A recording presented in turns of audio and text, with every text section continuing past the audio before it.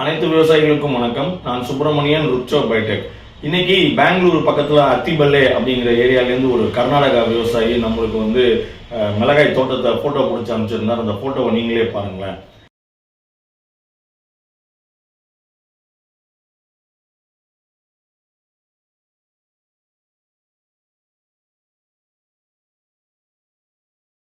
இதுல பாத்தீங்கன்னா மொத்தம் 4 விதமான பிரச்சனைகள் இருக்கு.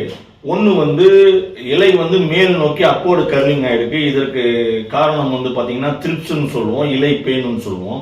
இரண்டாவது பாத்தீங்கன்னா டவுன்வர்டு கர்லிங் ஆயிருக்கு, கீழ் நோக்கி கூம்பு வடிவத்தில் ஆயிருக்கு. இதற்கு காரணம் செம்பேன் மைட்ஸ்னு சொல்லுவோம். மூணாவது பாத்தீங்கன்னா இலையெல்லாம் நல்லா பச்சை பச்சையில நீளமா இருக்கு. இது நல்ல மகசூல் தரும் அப்படின்ற இது கிடையாது. இதுக்கு காரணி ஏபிடுன்னு சொல்லுவோம், அசூனி பூச்சின்னு சொல்லுவோம். அதுதான் காரணம். அதுவும் ஒரு வகையான சாறு பூச்சி. அதுக்கடுத்து அந்த விவசாயி சொன்னாரு, சார் பூக்கவே இல்லை, இப்ப பூக்கும் தருணம், நல்லா பூக்குறதுக்கும் மருந்து கொடுங்க அப்படின்னு சொன்னாரு. நம்ம பரிந்துரை பண்றது நம்ம ருக்சோ பயோடெக்கோட பயோ பெஸ்டிசைட் கன்சார்சியா இன்ஃபினிட்டி. இது உங்களுக்கே தெரியுது, 5 வகையான நுண்ணுயிர் இருக்கு. இது சாறு பூச்சிக்கு சூப்பர் ரிசல்ட் உங்களுக்கு கொடுக்கும். இந்த பூவெல்லாம் அதிகப்படியா வைக்கிறதுக்கு, பச்சை பூவெல்லாம் கொட்டாம இருக்கிறதுக்கு, பூவெல்லாம் பிஞ்சாகிறதுக்கு, பிஞ்செல்லாம் பெருவட்டாகி காயாகி நல்ல ஷைனிங் கொடுத்து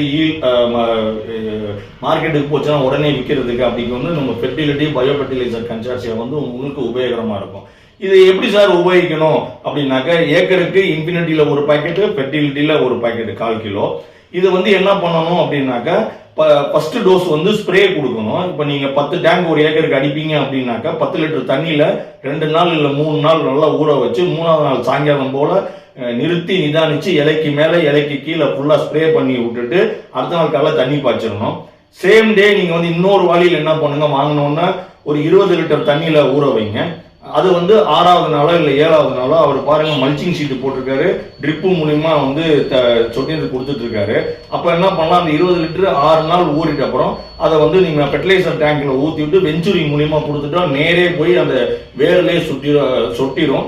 அப்போ அது வேர் சிகிச்சையா மாறிடும். இந்த மாதிரி 2 டோஸ் நீங்க கொடுக்கும் பட்சத்தில் அனைத்து விதமான சாறு பூச்சிகள், அது மட்டும் அல்ல சார், அதுல வரக்கூடிய புழுக்கள், அதுல வரக்கூடிய நூற்புழுக்கள், அதுல வரக்கூடிய வண்டுகள் எல்லாமே கண்ட்ரோல் கிடைச்சிடும்.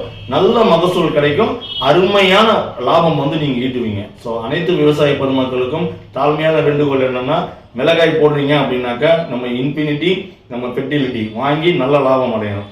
நீங்களும் உங்களுக்கு இதே மாதிரி சந்தேகம் இருக்கா, நம்மளுடைய விவசாய ஆலோசனை குழுவோட QR கோடு கொடுத்துருக்கோம், லிங்க்கும் டிஸ்கிரிப்ஷன்ல வச்சிருக்கோம்.